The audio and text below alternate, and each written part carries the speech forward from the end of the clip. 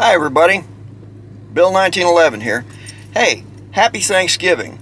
I'm just getting ready to start out to go to my mother-in-law's place over in Immokalee, Florida. And I thought I'd take the camera along. There's some kind of neat things that I'd like to show you along the way. There's a place on Tamiami Trail where you can view some truly large alligators. And so I thought I'd take a few pictures and put them up and let you see them. This is South Florida, where the rest of the world is cold right now, or the rest of America. In particular, my brother, who lives in South Dakota. And I always like to tease him because it's a really cold day today. It's 81 degrees here in South Florida.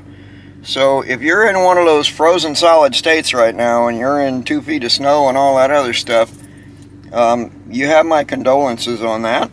I really have no desire to ever shovel another foot of snow in my life.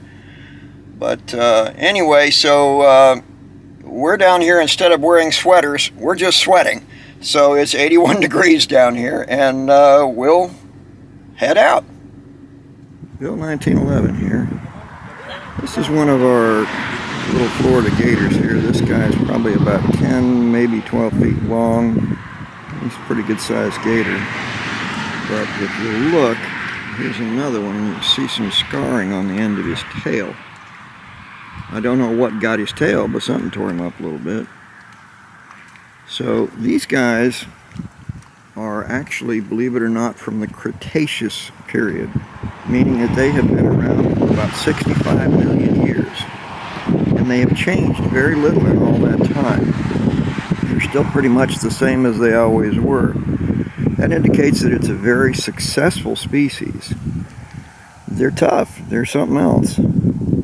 If you look on his back, I'm going to try and show you this a little closer if I can.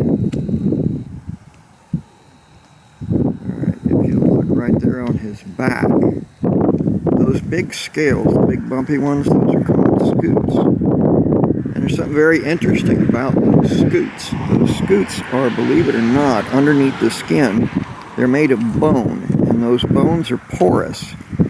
So the alligator can actually pump his blood up through those porous bones and use it kind of like a radiator to heat his blood, because they are cold-blooded. So these guys that are up here on the bank right now, they're sunning themselves, try and get their blood warmed up. And they're interesting critters. When they nest, they actually push up vegetation into a great big pile, and that's where the females lay their eggs, into those big piles of vegetation. So, interesting thing about it is that all of the eggs in a given clutch will either be male or female, all male or all female. And the reason that happens is because of the temperature inside the nest. If it's above a certain point, they're born one sex. If it's below, they're born the other sex. But that's pretty much what these guys are. Now, if you look, you might be able to see the teeth on this big fella right here. These guys have a putrefaction on their teeth, so if you get bit by a gator, even if it's a small one, it's guaranteed that you're going to have an infection going on. It's instant. Another interesting little fact about these guys, it's kind of, well, it's not real well known. For some reason, they like green colored bobbers when you're fishing. They eat those bobbers. They just chomp right down on them and tear them to pieces. So if you're fishing out here in the glades and you're from out of state and you're not a lot of experience with alligators, don't fish with green bobbers because they will chomp them. Use the orange ones instead. This old boy over here is moving around a little bit. It's funny, they move slowly in the water and you think that they're not very fast, but when they want to, believe me, these guys are like lightning. They can move so quickly. They can run about 45 miles an hour on land. They are very, very quick.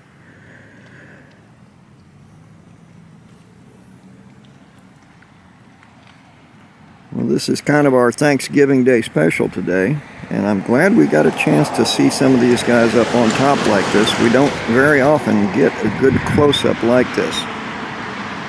And believe me, if I didn't have a chain link fence in between them and me, I would not be standing this close to them. I'm maybe 4 or 5 feet away from these guys.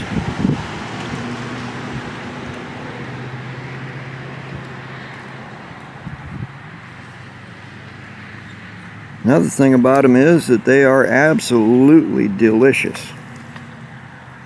Now, if you were going to skin one of these devils, take his skin, if you'd hunted him and you were going to skin him, you can't cut into that back because of those bony scoots. They just won't let you cut into them at all.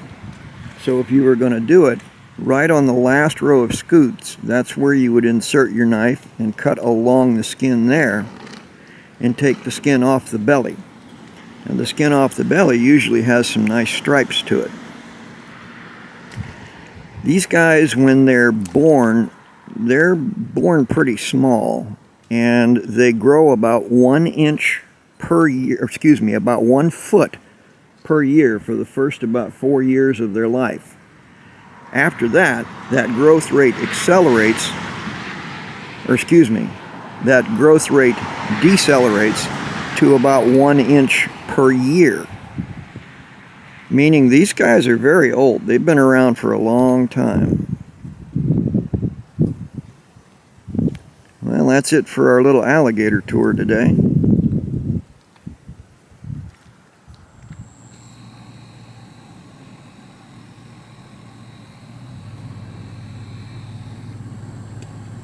That white flower you see over there is a swamp lily.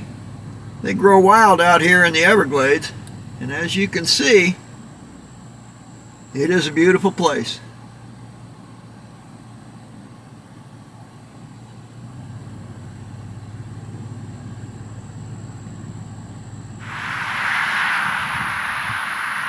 Okay, in the top of this tree, you can see some black birds up there. These are called anahinga birds. The anahinga bird is a very interesting bird. It is a waterfowl, but unlike most waterfowl, he doesn't have any oil glands. So what'll happen is that these guys will get wet and then they can't fly. So they'll literally crawl out of the water and work their way up into trees, kind of like a snake, and that's why they call the anahinga, means snake bird. And they'll snake their way up a tree and sit there in the sun and dry out. Now, I don't know whether you could hear that or not. There was a great big bird just flew off called a heron, a great heron. We also have lesser herons, we have blue herons, white herons, we have egrets, we have all kinds of different birds. We have wood storks, we have kingfishers. There are so many birds out here in the Everglades, you'd be really pleased to see how many different species there are. There's another bird that looks an awful lot like the anahinga or snake bird, and he's called a cormorant. And the way you can tell the difference is cormorants have a hook on the end of their beak. The snake birds have a very straight needle-like beak. These are some other little guys that we have around. These are the buzzards. I know they're not the most glamorous bird in the world, but they do serve a wonderful purpose. They pick up all the stuff that ends up being killed or dying on the side of the road or in the woods, so we don't have all that laying around. And they, believe it or not, because they pick up all that stuff, they prevent a lot of diseases from spreading. This is the wing feather out of one of those big buzzards I was showing you before. We've got two types. One of them has a red head, the other one has a black head. I have no idea what this one came out of, but that is definitely a great big buzzard feather.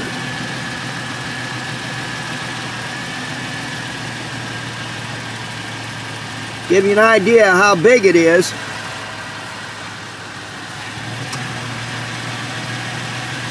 There's my foot sitting right next to it. You can see how big that wing feather is.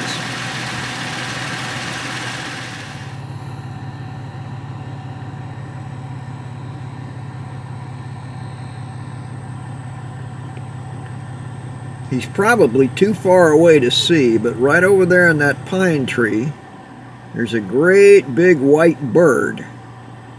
That is called a wood stork. Down here, a lot of folks call them ironheads. I don't know if you can see his beak. I can from here, but I don't know if it's going to show up on the camera. That big old beak looks like a big chunk of iron sticking out in front of him.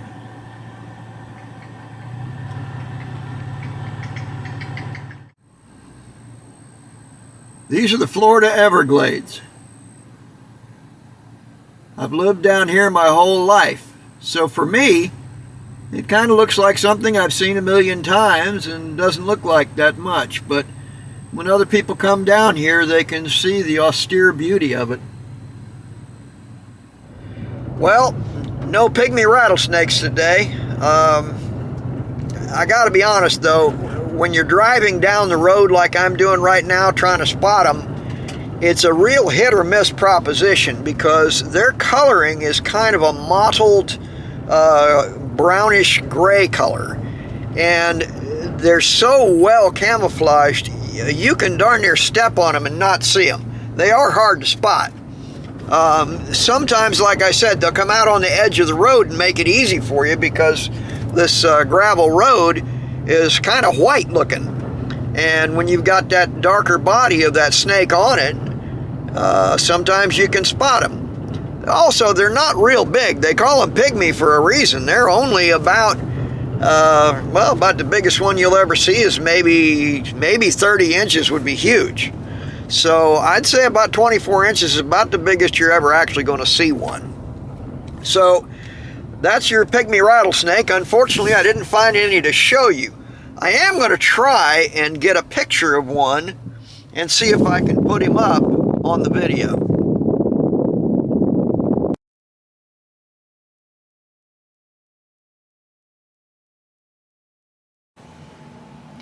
Hey, if you've enjoyed this video, if it's been helpful to you and entertaining, please don't forget to hit the like button and by all means subscribe.